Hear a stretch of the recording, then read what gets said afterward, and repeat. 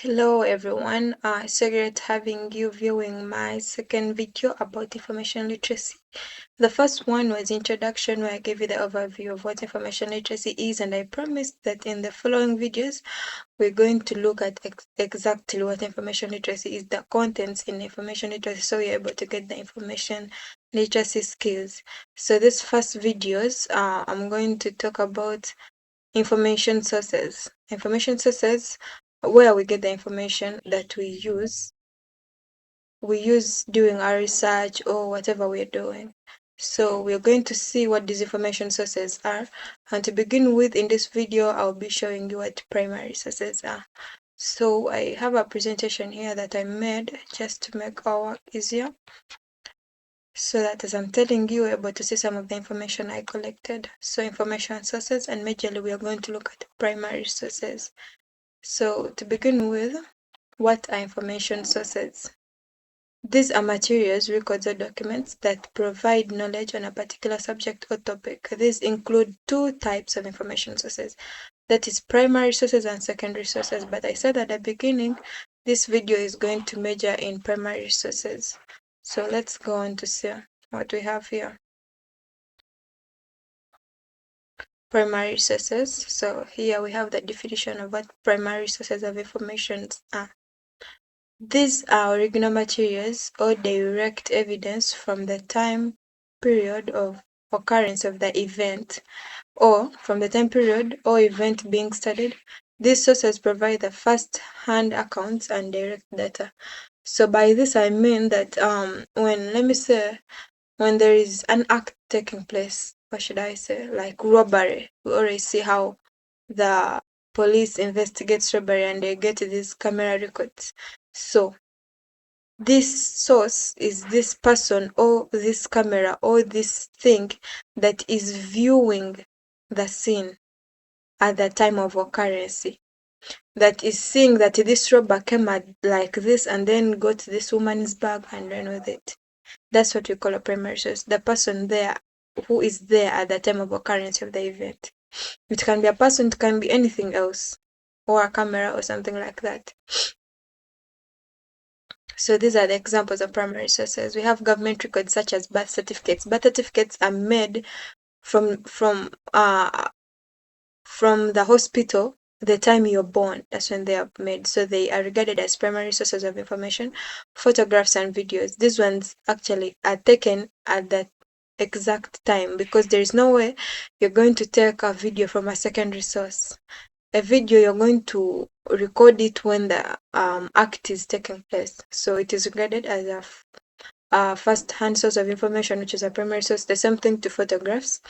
So historical documents are also examples of primary sources. Interviews and oral histories, these ones are self-explanatory, because interviews, you're going to talk to the person and ask them and they'll be replying to you immediately. So you who is getting the replies, you who is asking, you are regarded as a primary source of information. These are the characteristics of the primary sources of information. There are four. One is originality. The information is raw, or the data is raw. It is unmediated, and it is time related. So first we have originality. What do I mean by originality? They collect information about events at their time of occurrence. So these sources of information are original because they are getting uncensored, unfiltered data. So they are not changed at all. They will give you the data the way it has been recorded. And this one, you can see it, CCTV cameras, also humans who have been there, let me say people who have been there at the time of occurrence of the event, can also be primary sources, though they're not trustable at times because they can easily be bribed, or there is forgetting, or something like that. And as they stay with the data, that is to say that people, they stay with the data, maybe they saw it today, tomorrow they will wake up and the way they will say it, the way they will say it, it will be different from the way they saw it yesterday. So though people can also be primary sources of information, they're not so trustable. So you have the second characteristics as the data is raw, that the information is raw, unfiltered, e.g. science lab results. When you're getting lab results, all the observations will be given the way you've seen them. No change it. till they're analyzed and interpreted, that's when they'll become secondary sources, but this is primary. So the unfiltered, the uncensored, they are original. The way what you've observed, if it is a colorless change, if it is color changing to colorless, that's what you're going to write. That means it is raw. It is not it's not interpreted, it's not analyzed. So we go to unmediated.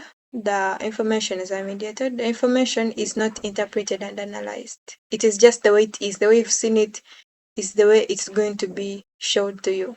You can see this with video cameras. The way the robber came and maybe first went, made some other things before came and dropped the bag, that is unmediated. It's not interpreted, it's not analyzed. Not until someone will sit down to watch the video and say, this robber did this and this because he wanted this and this, or to confuse the person like that. That's interpretation. So we go to the third one, that is time related. These primary sources give you the information in accordance to the time of occurrence. The information collected is at the time of occurrence, yes. For example, the videos, especially these improved cameras, they will show you the time of recording the video, the day, and also some of them show the weather. Some cameras will be able to tell you that they will be able to display that the time of recording this video it was cloudy, it was sunny, or something like that. Yeah, so it's time related. Those are the characteristics of primary sources of information. We've come to the end of our session. I just thank you all for viewing the video about primary sources, and I would like to encourage you to view more of these videos so that by the end of this whole phase 2 you have the information literacy skills and you'll be able to navigate through all your studies very well when you are equipped with these skills, because most of them are the ones that help us to carry out the research, to do assignments, to read more or expound on our reading culture or our notes, something like that. Because sometimes the notes are so summarized and you really need to understand something from its roots. So these information literacy skills can help you. So let's look forward in seeing what secondary sources are in the next video. So for today, this is what we had about primary sources of information. So the next video will be about secondary sources of information.